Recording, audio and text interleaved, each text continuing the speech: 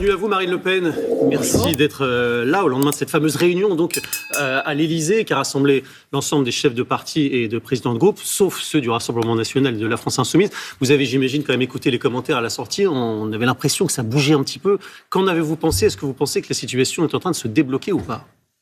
Le sentiment que j'ai eu à l'écoute des commentaires des chefs de parti à l'issue de cette réunion, c'est qu'en réalité, ils ne s'étaient pas réunis pour savoir comment régler les problèmes des Français, mais plutôt comment rester sur le cheval, c'est-à-dire comment conserver leur place et comment s'assurer de conserver cette place le plus longtemps possible.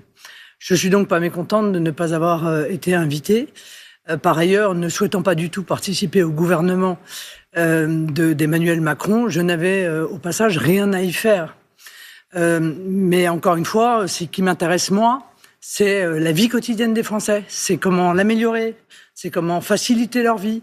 Et j'ai pas le sentiment que ce soit la préoccupation principale des chefs de parti. Si vous aviez été invité, vous y seriez allé quand même pour participer ou pas du tout? Non, je n'y serais pas allé parce qu'encore une fois, s'il s'agit d'organiser un gouvernement il s'agit de débloquer les choses d'Emmanuel Macron, je ne souhaite pas participer à un gouvernement car je suis totalement en opposition avec la politique qui est portée par le président de la République. Alors ça aurait été quoi l'issue pour sortir de la nasse dans laquelle on se trouve? Hier, on a bien senti, il y avait besoin de trouver un compromis pour qu'au moins les choses avancent un petit peu. Visiblement, l'option, c'est pas de 49.3, donc pas de censure. Ça peut tenir d'après vous ou pas? Mais je ne sais pas si ça peut tenir, mais je trouve que c'est déjà un engagement ahurissant. Pourquoi? Mais parce que ce sont des leviers qui sont prévus par la Constitution. Donc, voilà un président de la République qui vient dire qu'il n'y aura pas de 49.3 à la place d'un Premier ministre qu'il n'a pas nommé, ce qui quand même peut paraître étonnant. En tout cas, c'est plus la Ve République.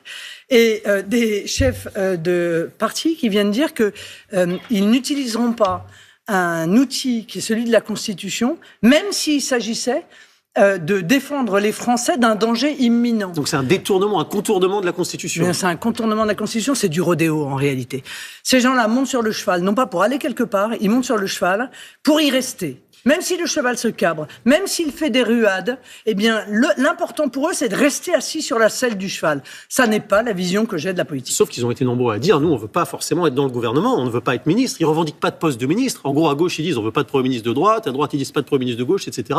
Donc, ils disent, même en dehors, on ne censurera pas pour que les choses avancent. On est dans une recherche. Mais les choses vont avancer. Il y aura un Premier ministre.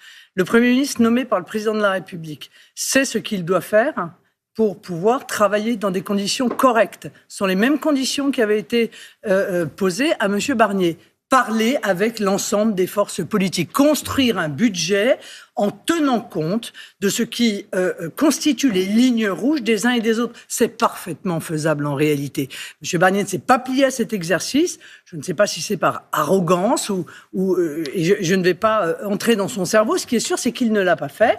Et moi, je suis convaincu, je le souhaite en tout cas, que le futur Premier ministre, quel qu'il soit, comprendra qu'il faut, dans une démocratie, parler à l'ensemble des forces politiques et parler évidemment à la première force politique de l'Assemblée nationale, qui est constituée par les députés du Rassemblement national. Donc vous n'allez pas à l'Élysée parler au président de la République, mais vous estimez que le Premier ministre doit vous parler? Mais bien sûr. Mais évidemment. Évidemment.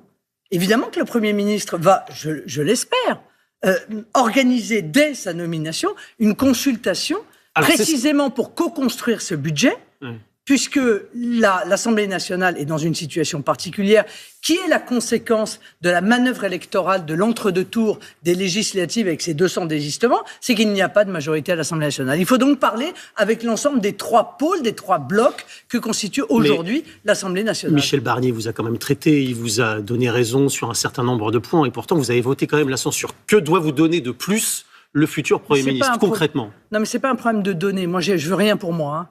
Moi, je suis pas ceux qui sont allés hier à l'Élysée pour négocier leur petit poste et leur petit mandat. Moi, ce que je veux, c'est protéger les Français. J'avais indiqué à Michel Barnier qu'il était inadmissible que l'on parte sur la désindexation des retraites. Inadmissible qu'il envisage de dérembourser des médicaments. Là-dessus, il a cédé sur les médicaments. Oui, d'accord, oui, mais il n'a pas souhaité revenir sur la désindexation des retraites. Alors moi, je suis désolé, mais un budget qui prévoit 40 milliards d'impôts supplémentaires sur les Français, 40 milliards, qui alourdit la charge des entreprises et qui tape sur les malades et sur les retraités, moi, ça m'apparaît être un budget toxique. J'en ai préservé les Français.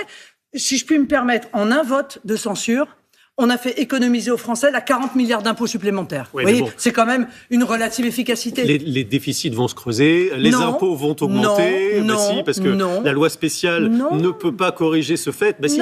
Mais la loi spéciale, elle ne va pas durer pendant toute l'année. Mais on ne sait pas combien de temps ça va durer puisque c'est bloqué à cause de la censure. C'est ça le problème. Mais non, vous avez tort. Il y aura un budget, il y aura une nouvelle loi de finances et nous l'aurons travaillé tous ensemble.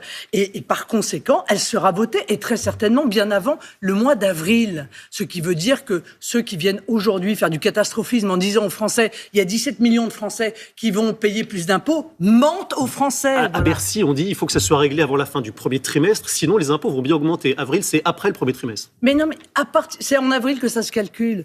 Voilà, c'est tout. Donc, avant avril, il y aura une loi de finances. Et donc, tout ce qui est tombé de positif, il y avait très peu de choses. Il y a beaucoup de choses de négatives qui sont tombées avec cette censure. Mais tout ça, ça reviendra. C'est ce que évidemment, reviendra, y compris d'ailleurs les mesures pour les agriculteurs. Parlons du casting, si vous voulez bien quand même, parce qu'on va avoir un Premier ministre dans la journée ou bien demain. Et à chaque fois, dans les noms qu'on entend, on se demande s'ils sont RN compatibles, si j'ose dire. Et on parle un peu à votre place. Alors dites-nous, par exemple, est-ce que François Bayrou, dont la cote semble être en train de monter, est-ce que c'est quelqu'un avec qui vous pourriez travailler ? Non, mais je ne vais pas jouer à ce jeu-là. Ça n'est pas de ma responsabilité de nommer le Premier ministre, c'est la responsabilité du Président de la République. Moi, je suis désolé, je suis attaché à la Constitution, toute la Constitution, rien que la Constitution.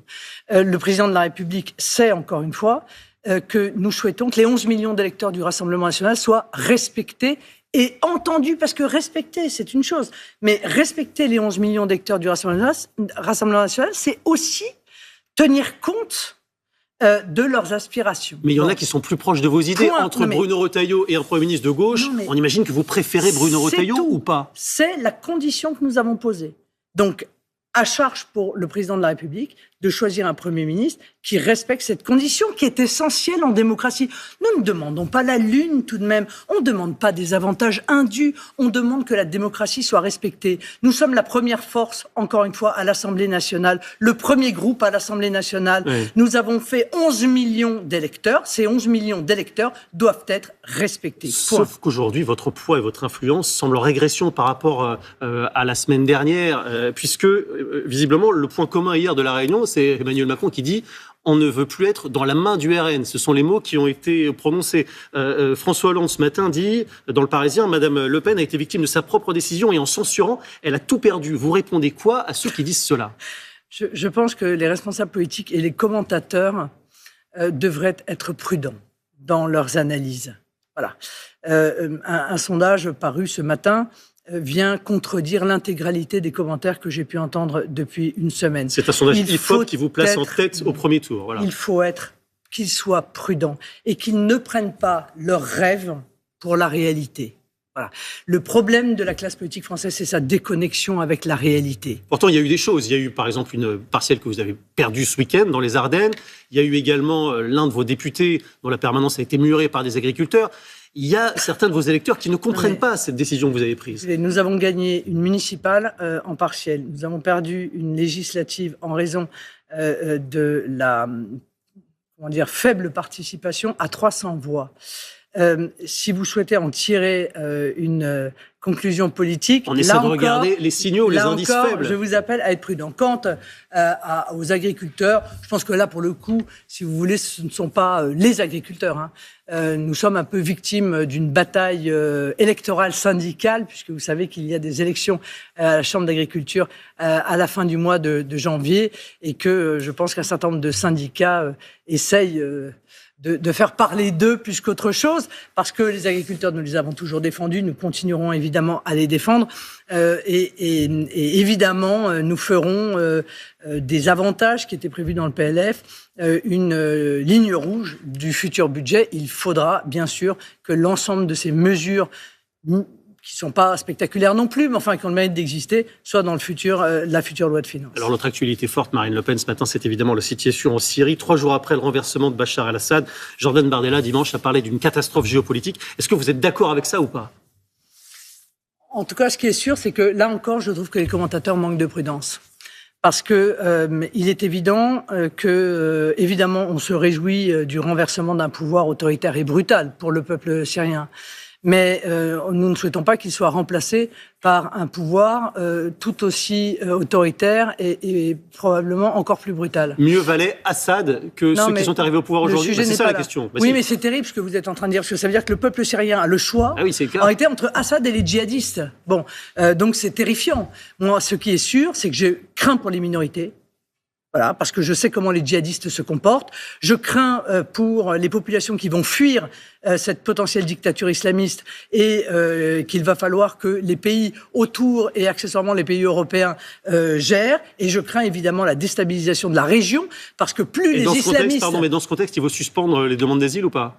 Pour l'instant, il faut suspendre les demandes d'asile dans l'attente peut-être du retour déjà des réfugiés que nous avons accueillis vers la Syrie. Si c'est plus dangereux maintenant, si vous nous dites que la situation est encore plus dangereuse maintenant. Attendez, ceux qui sont partis de la Syrie pour fuir le régime d'Assad doivent, a priori, vouloir revenir en Syrie. Voilà. En tout cas, ce qui est sûr, c'est qu'il ne faut pas qu'il y ait d'automaticité dans ce domaine. Et la déstabilisation de la région par la prise en main d'un pays aussi grand et aussi important que la Syrie par les djihadistes est évidemment une inquiétude. Allez, merci beaucoup, Marine Le Pen.